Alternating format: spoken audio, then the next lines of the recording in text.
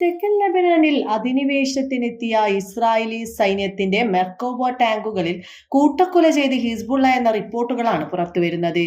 30 കോടി വില വരുന്ന 5 ടാങ്കുകളാണ് ഹിസ്ബുള്ള പോരാളികൾ ആന്റി ടാങ്ക് ഗൈഡൽ മിസൈൽ ഉപയോഗിച്ച് കഴിഞ്ഞ ദിവസം തകർത്തത്. അൽബയാദ പ്രദേശത്താണ് സംഭവം നടന്നത് എന്നാണ് വിവരം. നവംബർ 23 രാത്രി 9:30 മുതലാണ് കൂട്ടക്കൊല ആരംഭിച്ചത് എന്നാണ് ഹിസ്ബുള്ള വ്യക്തമാക്കിയിരിക്കുന്നത്.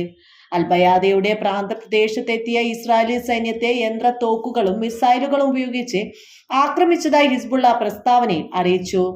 ആക്രമണത്തിൽ നിരവധി ഇസ്രായേലി സൈനികർ കൊല്ലപ്പെടുകയും നിരവധി പേർക്ക് ഗുരുതരമായി പരിക്കേൽക്കുകയും ഒരു മെർക്കോവ ടാങ്കർ പൂർണ്ണമായി തകരുകയും ചെയ്തതായാണ് വിവരം.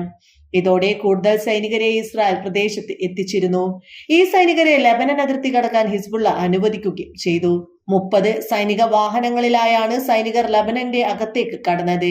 മുൻകൂട്ടി തീരുമാനിച്ച സ്ഥലത്തേക്ക് സൈന്യം എത്തിയതോടെ ആന്റി ടാങ്ക് അവരെയും ആക്രമിച്ചു എന്നാണ് വിവരം. ഈ ആക്രമണത്തിൽ 3 മെർക്കവ ടാങ്കറുകളാണ് തകർന്നത്. അതിനുശേഷമാണ് രക്ഷപ്പെടാൻ ശ്രമിച്ച മറ്റൊരു ടാങ്കിനെയും തകർത്തത്. ഇതോടെ സൈനിക വാഹനങ്ങളുമായി ഇസ്രായേൽ സൈനികർ പിന്തിരിഞ്ഞോടുന്ന കാഴ്ചയാണ് കാണാൻ സാധിച്ചത്. ഇസ്രായേലിനകത്തെത്തിയപ്പോഴാണ് അവർ ഓട്ടം നിർത്തിയത് എന്നതാണ് സത്യം.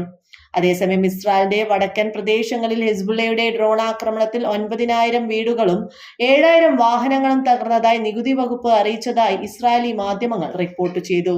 നെല്ലും ഗോതമ്പും കൃഷി ചെയ്യുന്ന 300 പാടങ്ങളും ഈ ആക്രമണത്തിലൂടെ കൃഷിയോഗ്യമല്ലാതായി എന്നാണ് വിവരം. മരാർഷ്തുള്ള സരിത് നഹാരിയ സോണ്ടി പ്രദേശങ്ങളിലാണ് കൂടുതൽ നാശം സംഭവിച്ചത് എന്നാണ് വിവരം.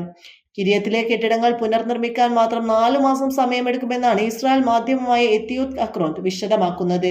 ലെബനൻ അതിർത്തിയിൽ ഇസ്രായേലിന്റെ തകരാത്ത ഒരു കെട്ടിടവും ബാക്കിയില്ല എന്നാണ് റിപ്പോർട്ടുകൾ പുറത്തുവരുന്നത്. ഹിസ്ബുള്ളയുടെ ആക്രമണം ശക്തമായതോടെ ഇസ്രായേലി സൈന്യം തങ്ങളുടെ ഒളിത്താവളങ്ങൾ ഉപേക്ഷിച്ചു എന്നാണ് വിവരം.